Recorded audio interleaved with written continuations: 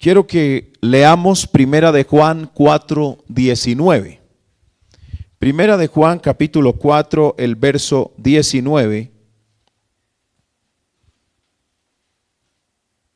Leemos allí la bendita palabra del Señor. Un texto muy conocido por los lectores de la Biblia y creo que es muy diciente también. Dice la palabra del Señor: nosotros le amamos a Él porque Él nos amó primero. Puede sentarse, tengan la bondad.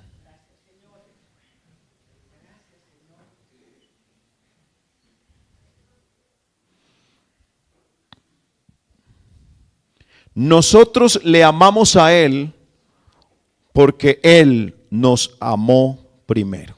Sencillamente quiero titular: Él nos amó primero.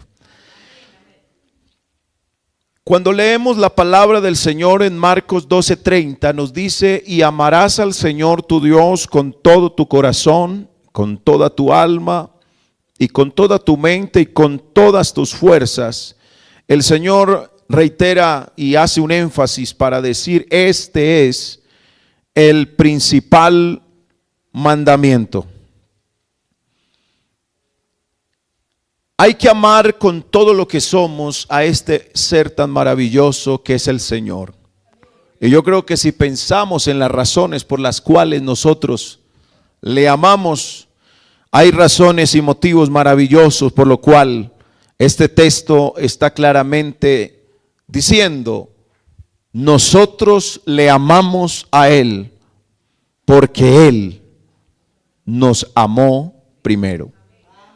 Amar al Señor es reverenciar su nombre, es temerle, es seguirle, es creerle, es crecer, es santificarnos, es obedecerle, es servirle, es serle fiel, es vivir apasionados por Él, es darle el primer lugar en lo espiritual, en lo material, en lo social, en lo eclesial y en lo familiar.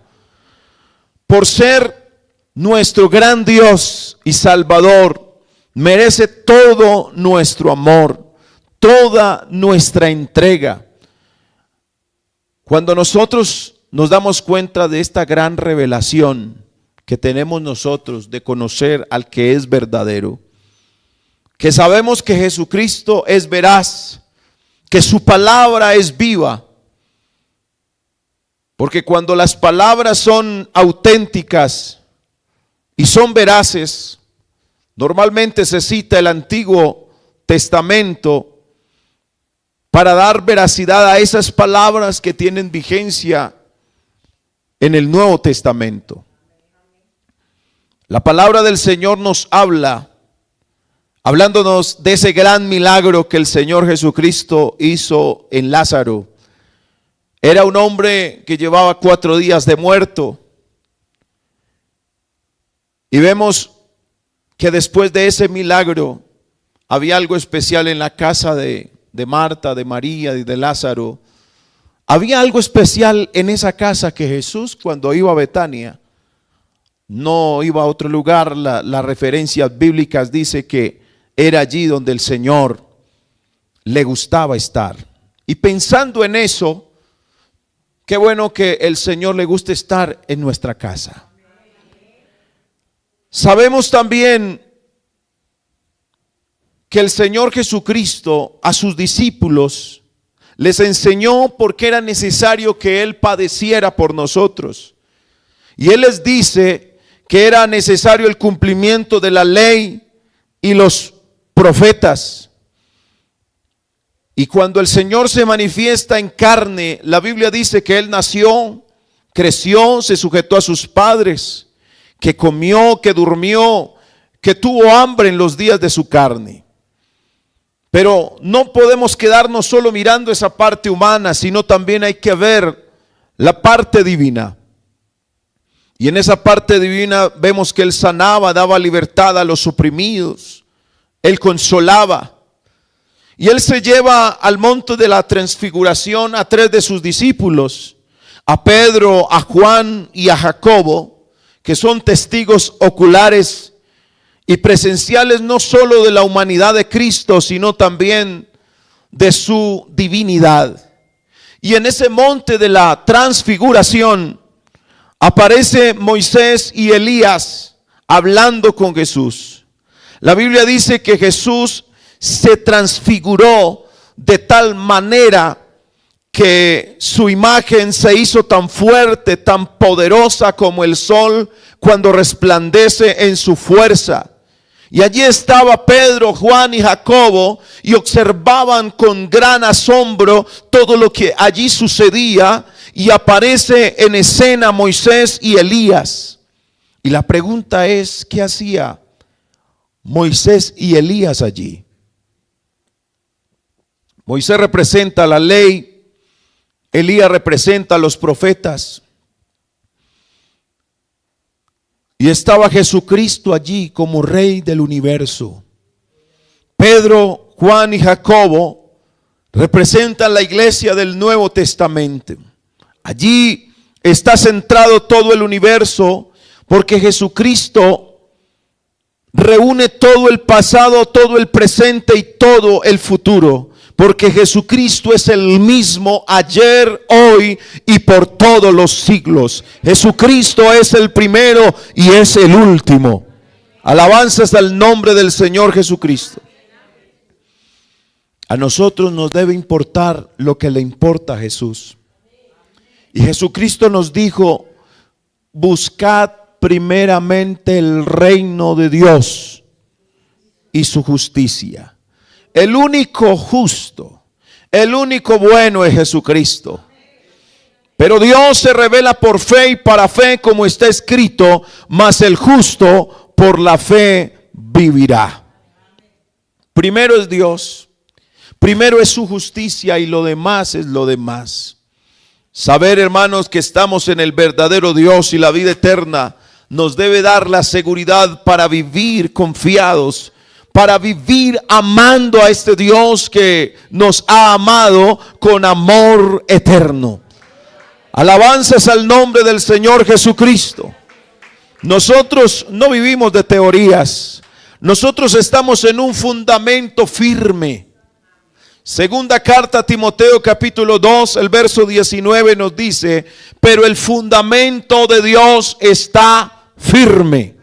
Teniendo este sello, conoce el Señor a los que son suyos, y apártese de iniquidad todo aquel que invoca el nombre del Señor, el nombre del Señor Jesucristo. Para los discípulos, Jesús era ese maestro que les enseñaba. Pero la Biblia nos muestra que Jesús es más que un maestro. En Lucas capítulo 8, el verso 22, ellos tuvieron que vivir una situación para ver que su maestro era más que un maestro. Lucas 8, 22 nos dice que aconteció un día que entró en una barca con sus discípulos y les dijo: pasemos al otro lado del lago, y partieron. Pero mientras navegaban, él se durmió, y se desencadenó una tempestad de viento en el lago, y se anegaban y peligraban. Y vinieron a él y le despertaron diciendo: Maestro, maestro, que perecemos. Despertando él, reprendió al viento y a las olas, y cesaron, y se hizo bonanza. Y les dijo: ¿dónde está vuestra fe? Y atemorizados se maravillaban y decían unos a otros: mire esto, ya le habían dicho maestro, pero ellos dicen: ¿quién es este que aún a los vientos y a las aguas manda y le obedecen? Es decir, que conocieron algo más de lo que ya sabían. Ellos le decían maestro y aprendían de él como el maestro que es, claro que sí, pero había algo más que aprender de él. Y creo que con el tiempo nosotros tenemos que darnos cuenta. Yo de 12 años me hice bautizar en el nombre de Jesús, y ahora a mis 43 años puedo decir que amo más al Señor ahora que cuando me entregué, porque claro, se viven muchas experiencias. Y una de las cosas que nos ayudan a permanecer en este camino, a pesar de las vicisitudes, a pesar de las travesías, a pesar de las tormentas que puedan llegar a nuestra barca, y quizás como a los discípulos parece que la barca como que se va a hundir, como que peligramos, como que no hay quien nos pueda socorrer, pero hay uno que prometió estar todos los días de nuestras vidas con nosotros, y Él no ha fallado ni un segundo. No ha parpadeado ni en la noche, no nos ha dejado, no nos ha abandonado. Ahí está el Señor para ayudarnos siempre. Nunca ha habido un sabio como Él. ¿Cuántas predicaciones usted ha escuchado? Y yo no sé si a usted le pasa lo que a mí, pero esta es la hora que amo oír su palabra. Se han escrito cantidades de libros acerca de Jesús, y muchos pueden hablar de Él, pero amarlo como lo amamos nosotros, porque en nuestra vida hemos comprobado que su amor es real.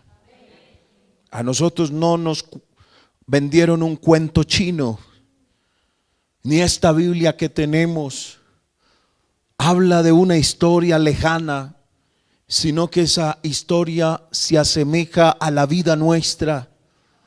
Y el día que llegamos por la fe al Calvario tuvimos que decir: sí, Señor, yo soy ese pecador que merecía estar ahí, pero Jesús dijo: yo tomo el lugar de ustedes porque los amo.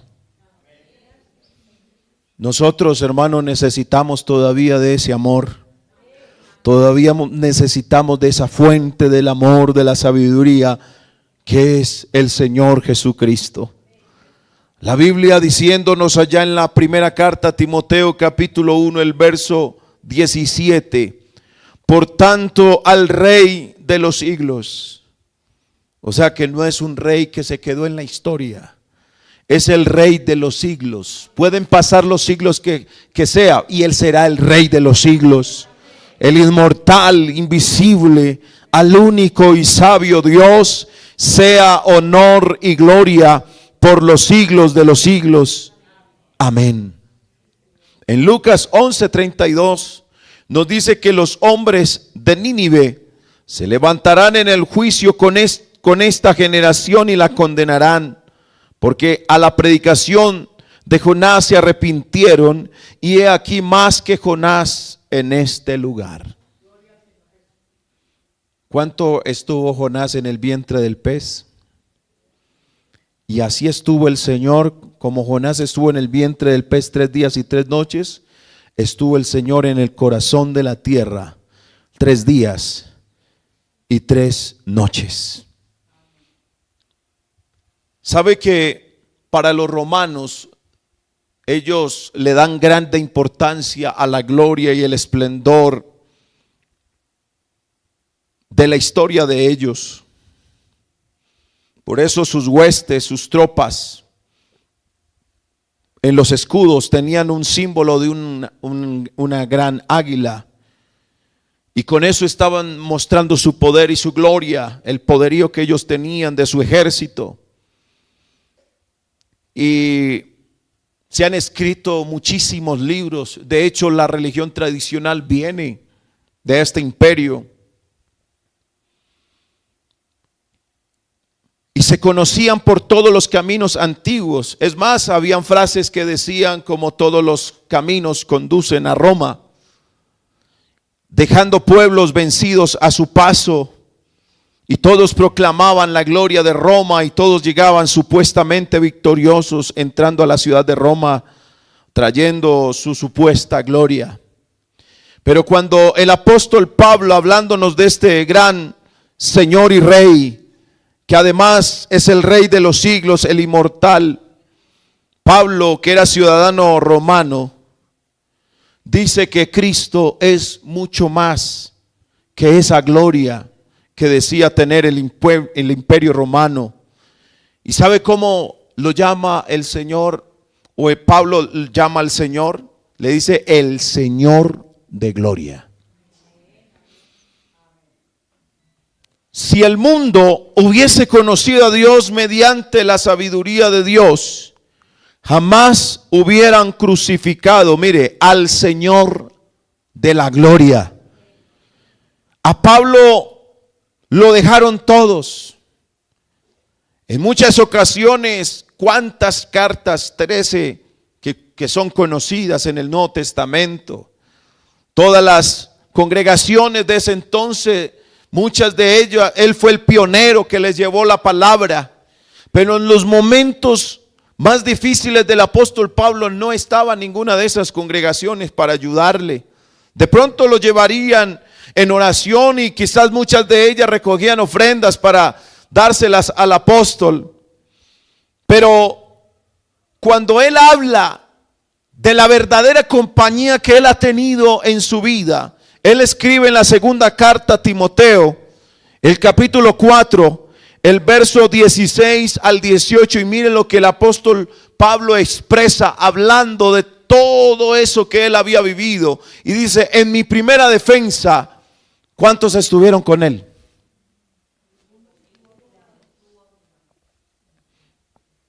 ¿Dónde están las congregaciones a las que él les envió la carta? ¿Dónde están los compañeros de ministerio? ¿Dónde estaban todos los que decían que estaban del lado de él? ¿Dónde están los demás apóstoles? Pero él dice, en mi primera defensa, ninguno estuvo a mi lado, sino que todos me desampararon. Pero ¿qué dice él? Señor, anótesela allá arriba, que ni los apóstoles estuvieron conmigo, que ni las congregaciones estuvieron conmigo, a los que yo me esforcé para llevarle la palabra y que dicen amarme, pero cuando los necesitó no estaban para él. Pero aunque no estuvieron con él, tampoco se pone a decirle al Señor, Señor, mire, anote todo eso, que todos los que me abandonaron, anóteselas y cóbreselas. No, él dice, no les sea tomado en cuenta. Verso 17. Pero ¿quién estuvo con él? Y yo quiero preguntar en esta noche para su vida, y yo quiero que usted mismo se lo responda al Señor en esta hora. Para usted será suficiente que aunque no esté familia, que aunque no esté pastor, que aunque no esté congregación, aunque no esté nadie de los que dicen amarte, pero esté el Señor, para ti sí será suficiente que el Señor esté contigo. Para ti sí será suficiente que el que nos dijo que nos ama y que con amor eterno nos ha amado. Puede usted decir, no, me es suficiente. Me es suficiente como a Pablo. Pero el Señor, ¿qué? Estuvo a mi lado. Y no solamente estuvo su compañía, que es fundamental y que además es maravillosa. Y dice, y me dio fuerzas. ¿A cuántos el Señor ha fortalecido en medio del dolor, en medio de la angustia, en medio de la soledad, en medio de ese transitar, hermano, que a veces tenemos que llorar, a veces tenemos que cruzar ese valle de lágrimas que lo cambian en fuente? Y me dio fuerzas para que por mí fuese cumplida la predicación y que todos los gentiles oyesen. Así fui librado de ¿qué? ¿Qué dice él? Así fui librado de la boca del león. Verso 18. Y mire esto, hermano, y yo quiero que usted se lo tome para usted también. Y el Señor me librará. ¿Quién quiere lo malo para nosotros? ¿Quién está como león rugiente buscando cómo nos atrapa, cómo nos daña la vida, cómo nos arruina nuestra vida espiritual, cómo nos arrebata todo lo bueno que Dios nos ha dado? Pero usted sabe muy bien que así como Pablo, usted lo puede decir también, y el Señor me librará de toda obra mala. y me preservará. Yo quiero que usted también lo pueda decir en esta hora. Y me preservará para su reino celestial. Y yo quiero que todos unidos le demos la gloria al que es digno de ella, a nuestro Señor Jesucristo. A Él sea la gloria por los siglos de los siglos. Amén. Alabanzas al nombre de Jesús. Por eso nosotros tenemos que decir que Él es nuestro amigo eterno. Pero el Señor nos dice: vosotros sois mis amigos si hacéis lo que yo os mando. ¿Sabe, hermano? Que llegará un momento, por más que nos amen nuestros familiares, nuestros seres queridos, la iglesia, llegará un día en que llegará la muerte a nuestras vidas, porque eso tiene que acontecer a todos. Y yo no sé cuántas veces usted ha pensado en el día de su muerte, o si realmente usted no piensa en eso. Yo no me voy a morir, pronto dirá usted, pero a todos nos llega el día. Y por más que nos amen, nuestros seres queridos un día nos van a tener que dejar en un cementerio. Y hasta ahí llega. No pueden hacer más por nosotros. Pueden recordar cuál era el coro que más le gustaba, pueden recordar cuál era la comida que más le gustaba, pueden recordar cuáles eran las cosas que más le agradaba hacer.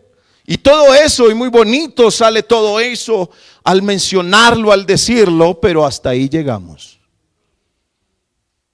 Pero este que nos ama con amor eterno no es como nuestra familia que nos deja ahí.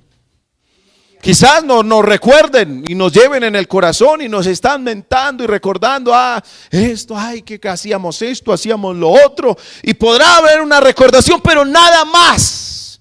No va a pasar nada más. Pero hay uno, el que nos amó primero, no nos deja ahí. La Biblia dice que Él va más allá de la muerte.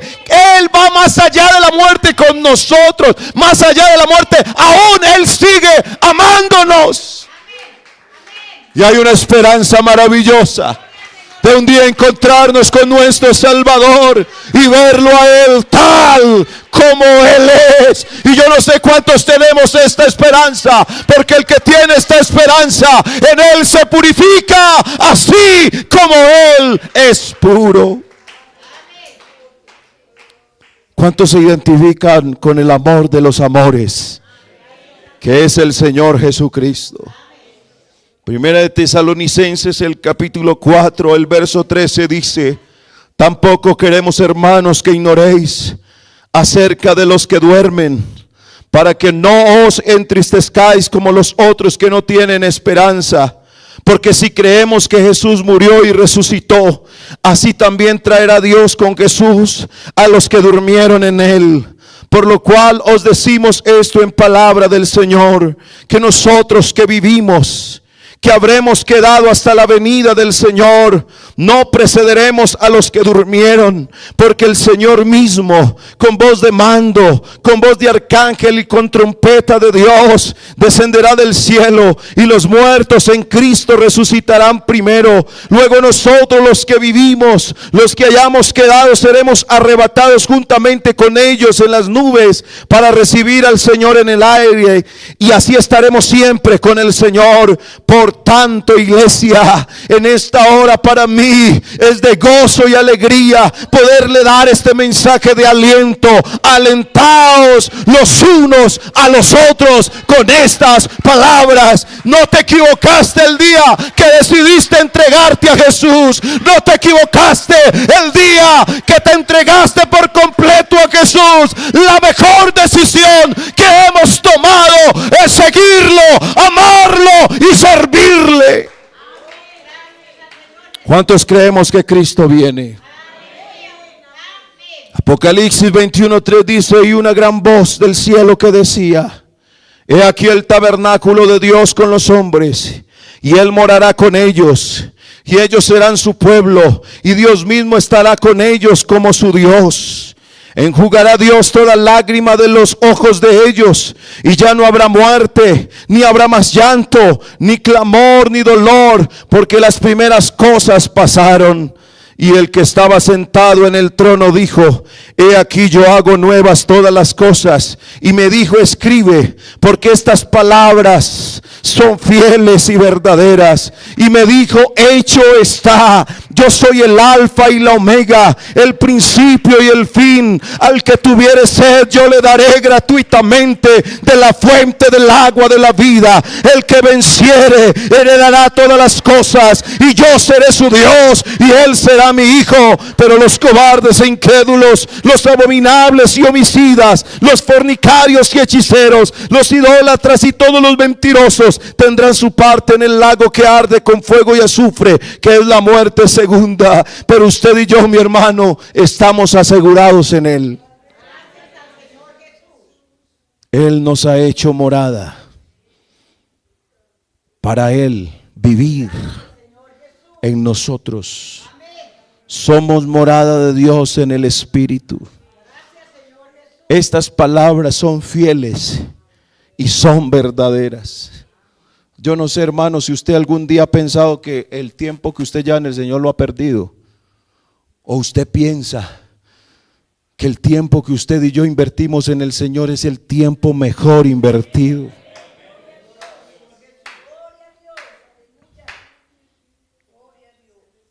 Este Jesús a quien usted y yo, sin haberle visto, porque nosotros no lo hemos visto a Él, pero aún así lo amamos. Yo no sé si usted cómo tenga el grado de esperanza en esta noche, pero Él nos dijo y nos prometió que le vamos a ver a Él, que le veremos tal y como Él es. Y usted todavía tiene esa esperanza, pero hay que ser fieles, hay que permanecer amándole a Él. Yo no sé, hermano, a veces uno tiene sus días. Los seres humanos manejamos unas situaciones que a veces no nos comprendemos ni a nosotros mismos. Pero lo lindo del Señor es que aunque usted amanezca un día no amándolo tanto a Él, Él sigue amándonos. De pronto un día nos equivocamos y quizás pensamos: no, el Señor hoy dejó de amarme. No, aunque te equivoques, Él sigue amando. A veces nosotros, hermanos, ni pensamos en el Señor durante el día, pero Él sí está pendiente de nosotros, porque aunque nosotros no pensemos en Él, Él sí lo hace, porque Él nos ama. Y a pesar de que a algunos le dan la espalda y no quieren seguir más amándolo, no quieren seguirlo, no quieren servirle, no quieren hacer las cosas para Él, aún así Él sigue amándonos, porque su amor no tiene fronteras. Este amor, hermano, nosotros no lo podemos explicar, pero una cosa sí podemos decir: nosotros le amamos a Él porque Él nos amó primero.